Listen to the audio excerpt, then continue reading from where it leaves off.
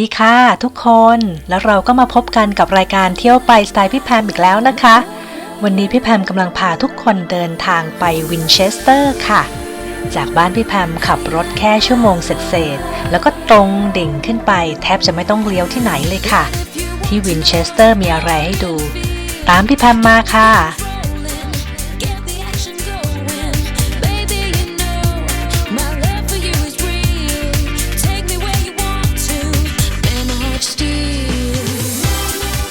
เอาละค่ะพี่แพมจอดรถเป็นที่เรียบร้อยแล้วใจกลางเมืองพอดีเลยจะบอกว่าพี่แพมเคยมาแล้วครั้งหนึ่งตอนสมัยเด็กๆค่ะมาเที่ยวเล่นเฉยๆกับเพื่อนๆแต่ก็จำอะไรไม่ได้มากนอกจากมาดูโต๊ะกลมของอัศวินค่ะจำได้ว่าอยู่ที่นี่จะอยู่ที่ไหนทุกคนลองตามพี่แพมมาสำรวจกันค่ะ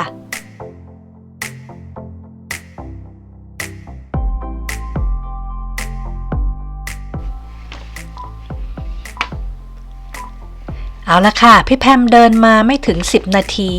เบื้องหน้านี้พี่แพมก็เห็น The Great Hall อยู่ไกลๆข้างในจะมีอะไรที่น่าสนใจบ้างเราไปดูกันเถอะค่ะ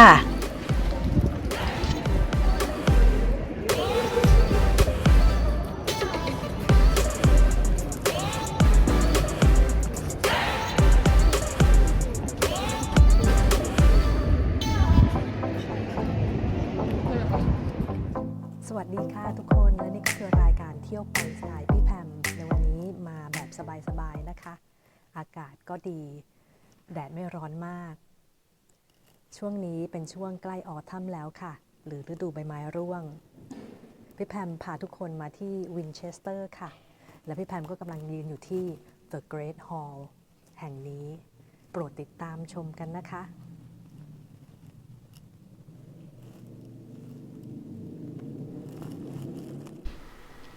The Great Hall แห่งนี้เป็นส่วนหนึ่งของ Winchester Castle ในอดีตค่ะที่ถูกสร้างขึ้นในยุค 13th century ส่วน Winchester Castle นั้นก็สร้างขึ้นก่อน The Great Hall ค่ะร่วม200กว่าปีโดย William the Conqueror ในปี 1067 ค่ะส่วน The Great Hall แห่งนี้ถูกสร้างที่หลังโดย King Henry ที่ 3 เพราะพระองค์ท่านโปรดปรานเรื่องสถาปัตยกรรมอย่างมากค่ะจึงดำริให้สร้างขึ้น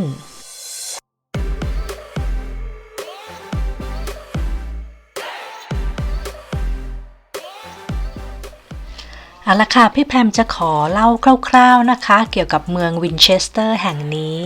ใครทราบบ้างคะว่าเมืองนี้เคยเป็นเมืองหลวงของประเทศอังกฤษในสมัยนอร์มันตอนต้นค่ะสมัย King Henry ที่ 3 หรือปีคศ 1207 ถึง 1272 ประชาชนก็เรียกกันว่า Henry of Winchester ค่ะพระองค์ท่านเกิดที่เมืองนี้แล้วก็สร้างสถาปัตยกรรมหลายแห่งมีโบสถ์ถึง60แห่งด้วยกันทีเดียวค่ะในสมัยนั้นและอีกทั้งยังมีคาธีดรัลหรือวิหารขนาดใหญ่เป็นที่2ในแถบยุโรปตะวันตกอีกด้วยค่ะ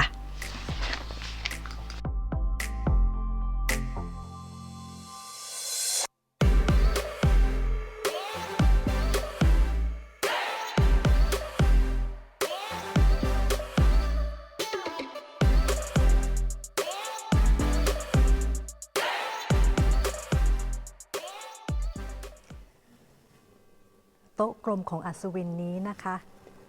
ได้มีการสร้างขึ้นในปีคริสตศักราช 1250 ค่ะแล้วก็ได้มีการทำนุบำรุงและทาสีใหม่โดยกษัตริย์เฮนรี่ที่ 8 ค่ะโดยที่พระองค์ท่านได้สั่งให้มีการเขียนหรือวาดรูปดอกกุหลาบซึ่งเป็นสัญลักษณ์ของราชวงศ์ของพระองค์นะคะซึ่งเป็นราชวงศ์ทิวดอร์ค่ะกษัตริย์เฮนรี่ที่ 8 พี่แพมจะให้ดูภาพพระองค์ท่านนะคะนี่ค่ะ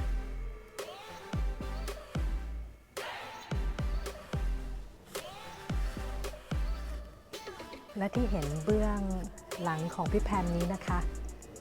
คือองค์สมเด็จพระราชินีนาถวิกตอเรียค่ะ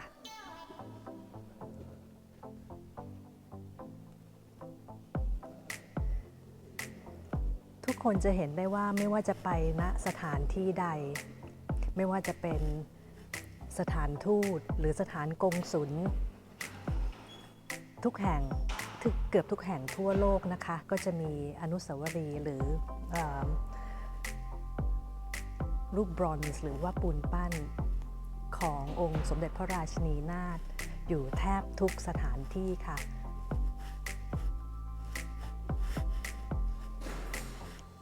และ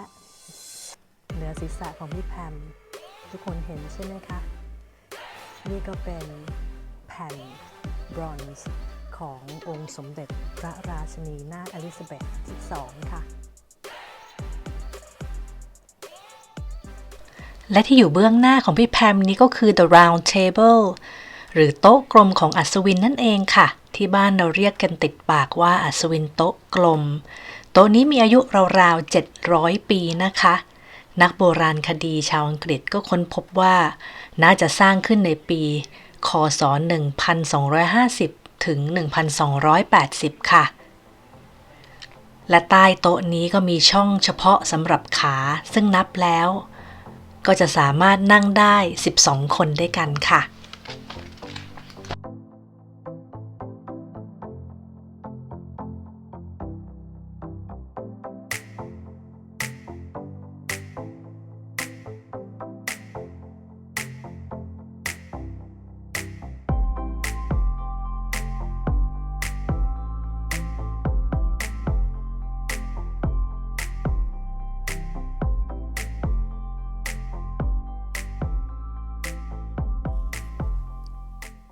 ในเบื้องหลังของพี่แพมนี้นะคะเป็น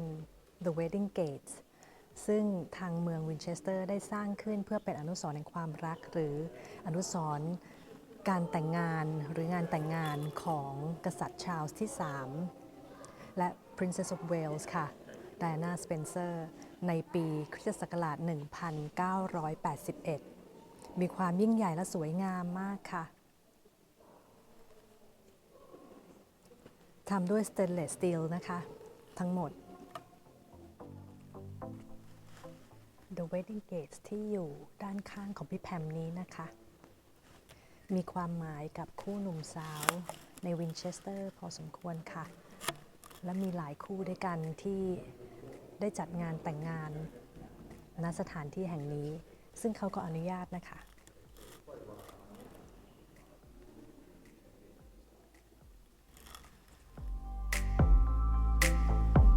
ก็พาทุกคนขึ้นด้านบนนะคะไปดูแกลเลอรี่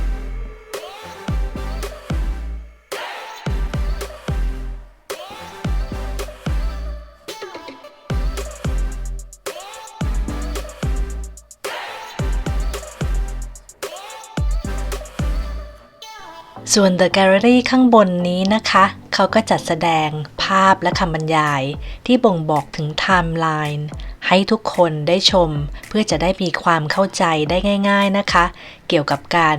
ก่อสร้าง The Great Hall แห่งนี้นับจนถึงสมัยปัจจุบันนี้ค่ะ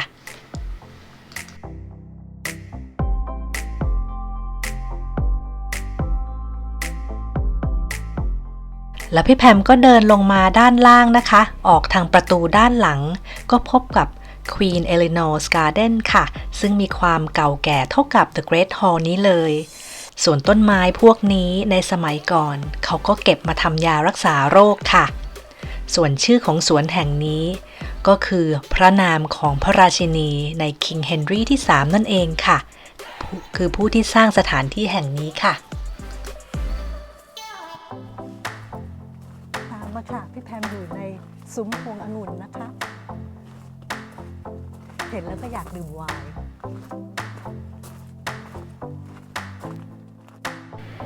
น่าเสียดายจังเลยค่ะในวันนี้ก็หมดเวลาลงแล้วคราวหน้าพี่แพมก็ยังอยู่ในวินเชสเตอร์นะคะกรุณารอติดตาม EP หน้าค่ะในวันอังคารต้องขอบพระคุณทุกท่านที่รับชมมาตลอดนะคะบ๊ายบายค่ะ